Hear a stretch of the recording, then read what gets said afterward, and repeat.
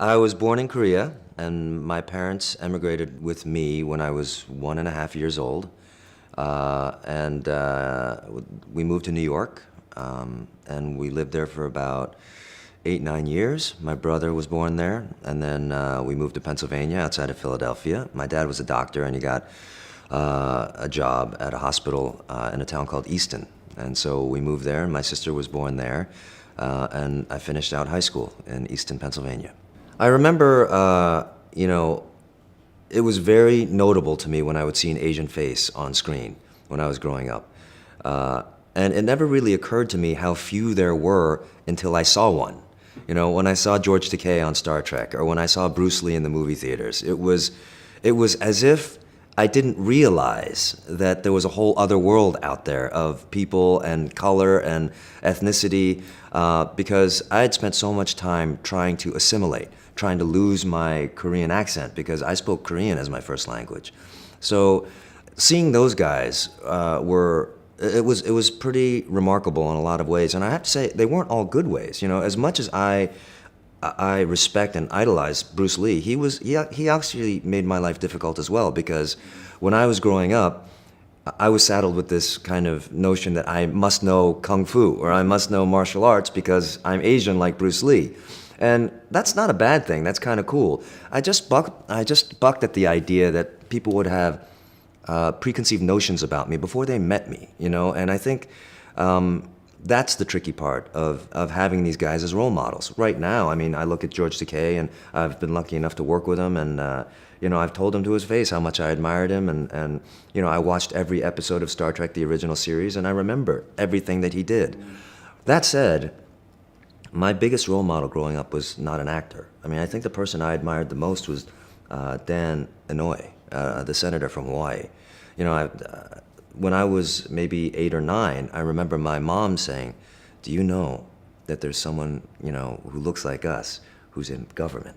Now that is something where you can make a difference. And so I followed his career, since then. And I think he's one of the reasons I became interested in politics.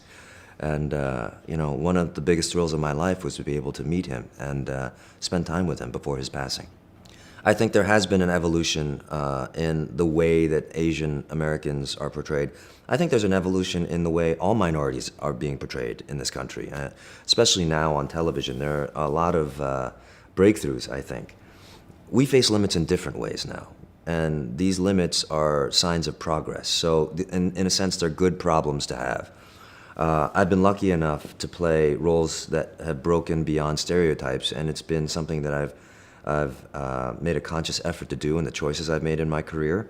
Now it's time for us to take leading roles. When we start having shows and films where it's not a question as to what the race of the leads are, then I'll know we've made significant progress.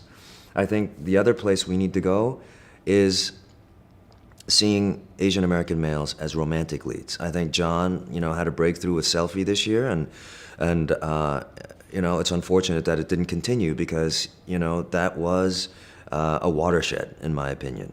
If you ask me, the worst type, quote unquote, to be as an Asian American male is a leading man, because you're never going to be asked to do the things that you're equipped to do.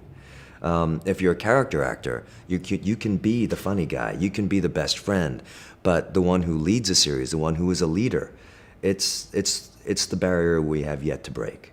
And people always ask me, and it might be on your list of questions also, like, what kind of role would you like to play?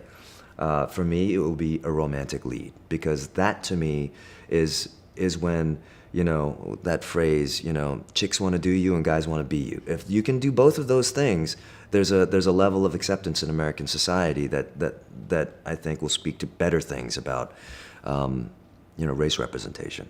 Well, Lost changed my life. I mean, it was really the show and the project that put me on the map. I'd done a lot of work previous to that, but, I was a journeyman working actor. I was, I guess, recurring on 4 or 5 different shows at the same time on 3 different networks. But nobody knew my name. They just kind of recognized me from around. Lost changed all that.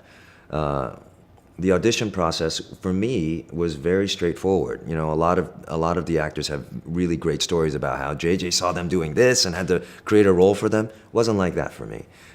They wanted to create a foil for Sun, and so they were looking for a guy who could speak Korean.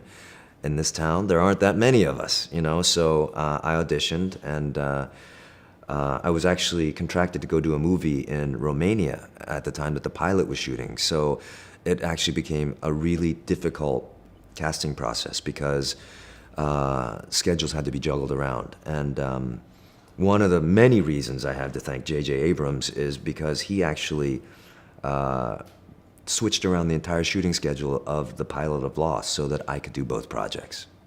I had a lot of pride for the fact that two Korean Americans were being portrayed on American national television, a primetime network, and we were able to speak Korean on TV.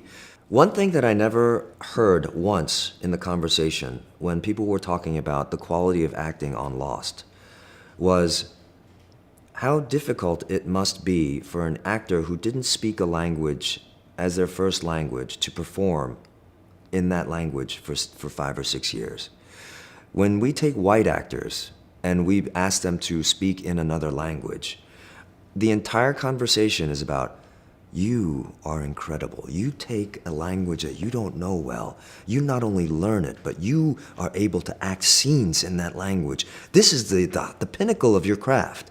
You know, and it's, you take a lot of performances by well-known actresses who can do accents very well, and that is an example of how good they are at their work. But not just with me, but with any Asian, it is almost assumed that you should be able to do that, or the work that you have to put in to do that is not significant. And it's a very subtle kind of racism that still exists today. I'm a big fan of everyone who's trying to find their own means of expressing themselves.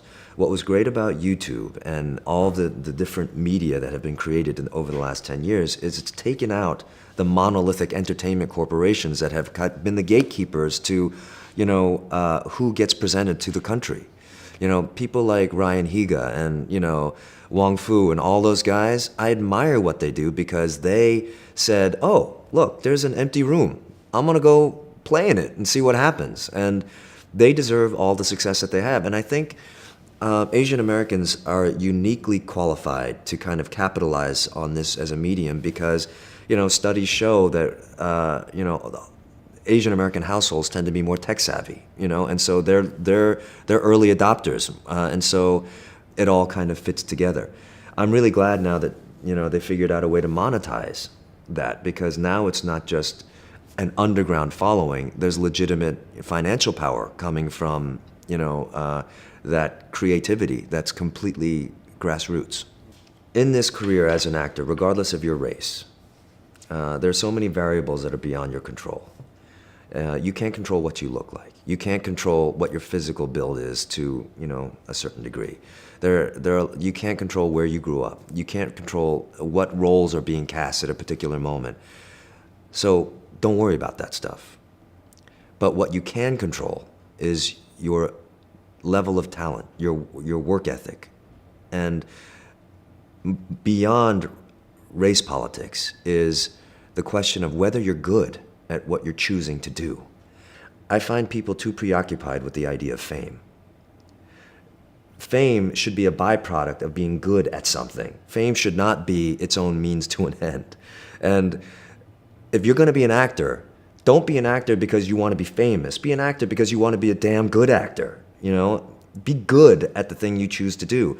So if you call yourself an actor and you don't take a class, you don't read plays, you don't read books on screenwriting, then what is it that you really want to be doing?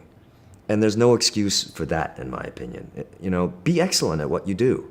And that way, if you're good and the opportunity train rolls by, you'll be able to hop on. But if you're no good and you're not controlling the things that you can control, you shouldn't be blaming anyone else for that. Now, it's interesting because I do run across my fair share of younger actors who say these things like, I watched you when I was growing up, man. I watch everything you do. You're such a role model. You're an icon, or you're my idol. I'm like, That's great, and I'm really appreciative. At the same time, like, it sets up a dynamic between you and that person that you need to kind of work beyond to get to become friends. You know what I mean? But you know, it makes me. I'd much rather have that dynamic than someone say, "Yeah, I know who you are."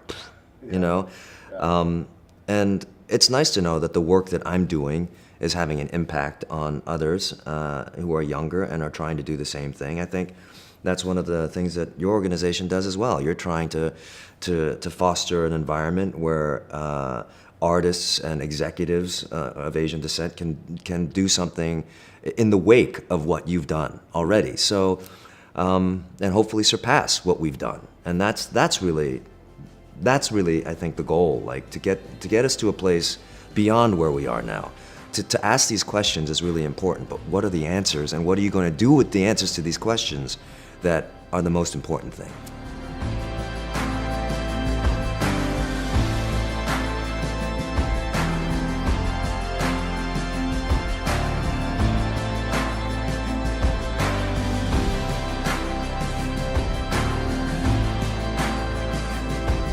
I'm doing my best to push myself as an actor and push myself as an Asian American actor to get myself out there and represent the community in a positive way.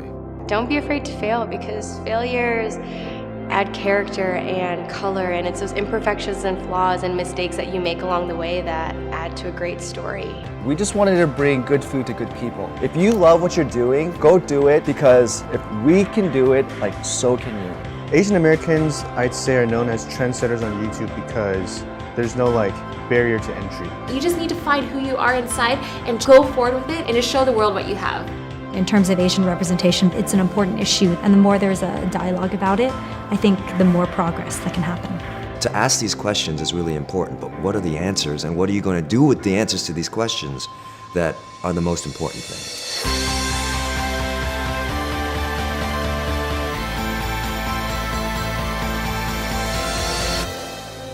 I think that's the only way to change anything, is to just take it and change it yourself.